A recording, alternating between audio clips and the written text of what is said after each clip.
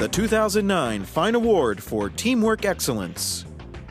Bronze winner, Heritage Valley Health System. Reducing Vesicant drug extravasations. A vesicant drug is a drug that has a very high or low pH. And so if that medication leaks out of the vein, it's very caustic to the surrounding tissue, and it has the potential to damage not only the tissue, but also the muscles, the tendons, even down to the bone.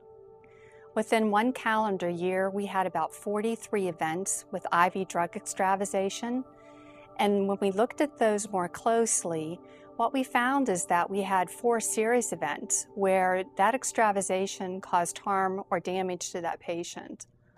In the old process, a patient would be admitted. Depending on their diagnosis, the physician may order a vesicant drug. We're going to start you on vancomycin. If we used a short-term catheter at that point, that patient may have multiple restarts because the medication is very caustic to the veins, and those veins tend to not last for any duration of time.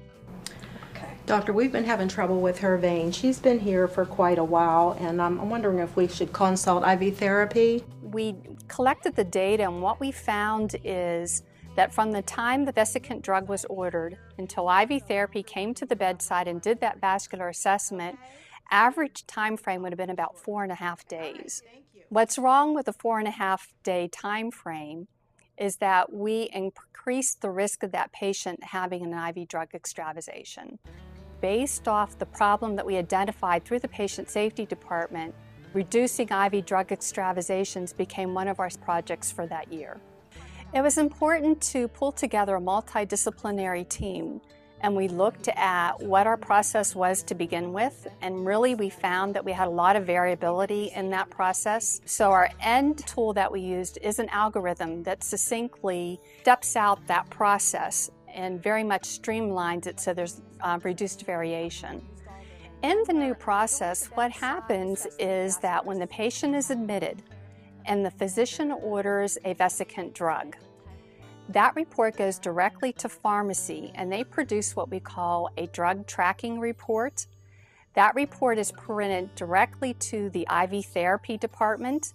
IV therapy, at least minimally on a daily basis, will take that report and prioritize those patients on the list to have a vascular assessment.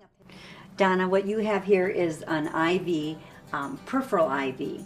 And what we're going to do is put a PICC line in, which is placed in your upper arm here. Okay. And the reason why we're doing that is because the antibiotic is an irritant to your vessel.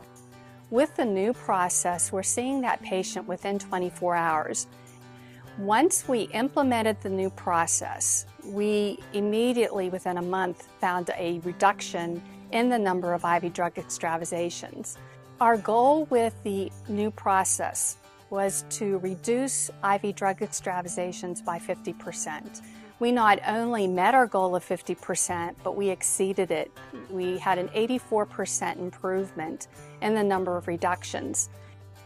In that first 7-month period following, we actually had 5 months out of 7 where we had 0 incidences of IV drug extravasation.